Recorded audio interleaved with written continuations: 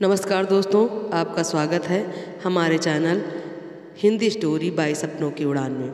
दोस्तों, आज हम एक ऐसी स्टोरी लेकर आए हैं, एक ऐसी माँ की स्टोरी है जिसको सुनकर आपकी आंखें ज़रूर नम हो जाएंगी। स्टोरी को पूरा सुनने के लिए आप मेरी वीडियो को पूरा देखें। तो चलिए स्टार्ट करते हैं स्टोरी को। 75 वर्ष की आयु में सुलोचना देवी की याददाश्त काफ़ी कमज़ोर होती जा रही थी, लेकिन उन्हें हमेशा याद रहता था वह था उनका बेटा। दिन हो या रात, एक पल भी ऐसा नहीं होता था जब उन्हें अपने बेटे की याद नहीं आती थी। दूसरी तरफ बेटा था जो साल भर में एक आध बार अपनी माँ को फ़ोन करता था और 1-2 मिनट से ज़्यादा बातें भी नहीं करता था। फिर भी यह बूढ़ी माँ टकटकी लगाए अपने बेटे का इंतज़ार करती। एक दिन बेटे का विदेश से फ़ोन आया। हेलो माँ, मैं अनिल बोल रहा हूँ, तुम्हारा बेटा। तुम कैसी हो? मैं ठीक हूँ बेटा, माँ हकलाते हुए बोली। और तुम, बहू और पोता कैसा है? माँ ने पूछा। सब अच्छे हैं माँ, मैं अगले हफ्ते गांव आ रहा हूँ माँ तुम्हें लेने। अब हम सब साथ में ही लंदन में रहेंगे।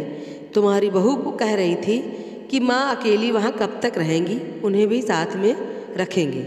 माँ की खुशी का कोई ठिकाना नहीं रहा। माँ की बूढ़ी आंखें आंसुओं से भर गईं।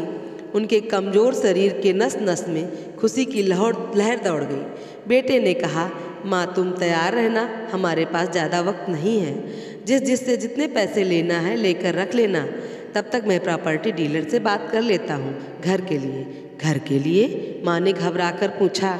हाँ माँ, अब गाँव में किसी को नहीं रहना, तुम भी हमारे साथ रहोगी तो वहाँ पर घर रखने का कोई मतलब नहीं है। माँ ने फिर कुछ नहीं कहा और अपनी खुशी पूरे गांव में कांपते पैरों से चलकर बताई कि मैं बेटे के साथ जा रही हूँ।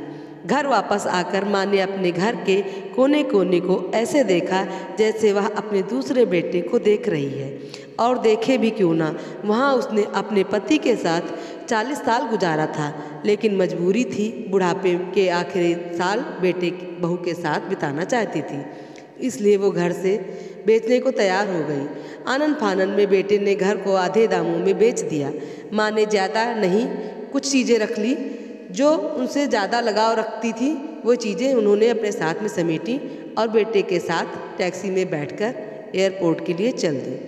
एयरपोर्ट पर पहुंचकर बेटे ने माँ से कहा, माँ तुम इस बेंच पर बैठो, मैं बोर्डिंग पास की जांच करा लूँ, वहाँ पर टाइम लगेगा और तुम परेशान हो जाओगी। मैं यूँ गया और यूँ आया। माँ बेंच पर बैठ गई और बेटा अंदर चला गया। जब काफ़ी देर हो गई बेटा बाहर नहीं आया तो माँ घबराने लगी और सोचने लगी, भीड़ ज़्यादा होगी तभी देर लग रही है। धीरे धीरे अंधेरा होने को आया। माँ बेचैन हो गई। वहाँ पर चहलकदमी भी कम हो गई। एक कर्मचारी ने उस माँ को वहाँ परेशान होता देखा तो पूछने लगा, माँ जी आप यहाँ क्यों बैठी हैं? डरती हुई आवाज़ से माँ बोली, मेरा बेटा अंदर सामान की जांच कराने गया है, काफ़ी देर हो गई है, हम लंदन जा रहे हैं। क्या नाम है आपके बेटे का? कर्मचारी ने पूछा। अनिल नाम है मेरे बेटे का, माँ ने बताया। कर्मचारी अंदर गया और थोड़ी देर बाद वो वहाँ से लौट कर आया और उसने बताया, माँ जी लंदन जाने वाली फ़्लाइट तो दोपहर में ही चली गई, उसमें आपका बेटा भी चला गया। क्या जा चुका है? माँ की आंखों में आंसुओं का सैलाब आ गया। जैसे तैसे माँ घर पहुँची, जो अब उसका नहीं था, बिक चुका था। वो वहीं तुलसी के पेड़ के पास सो गई। घर के नए मकान मालिक को यह सब देखकर दया आई और उसने उन्हें एक कमरा किराए पर दे दिया। पेंशन मिलती थी माँ को, जिससे उनका गुजर बसर होने लगा। नए मकान मालिक ने माँ जी से कहा, आप अपने रिश्तेदारों के यहाँ क्यों नहीं चली जाती? अब आपकी अवस्था अकेले रहने की नहीं है, आराम करने की है, और अगर आप वहाँ चली जाएंगी तो आपको आराम मिलेगा। पर वह वहाँ से नहीं गई और बोली, अगर मैं वहाँ चली गई तो मेरा बेटा कभी लौट कर आएगा और मुझे यहाँ नहीं पाएगा तो वो दुखी हो जाएगा। माँ की बात सुनकर मकान मालिक रोने लगा। दोस्तों, अगर हम अपनी माँ के साथ कुछ नहीं कर सकते तो हमें दुख देने का भी कोई अधिकार नहीं है। उन्होंने हमें पैदा किया, हमें बड़ा किया, अपने कष्ट सह के हमको इस स्थिति पे खड़ा किया। हम उन्हें दुख कैसे दे सकते हैं। अगर हम उनकी सेवा नहीं कर सकते तो हमें दुख देने का भी कोई अधिकार नहीं है। दोस्तों, अगर आपको कहानी अच्छी लगी हो तो लाइक करिएगा, और आप मेरी पूरी कहानी देखने के लिए दिल से धन्यवाद आपका, और अपनी अपनी माँ को प्रणाम करिएगा। धन्यवाद दोस्तों।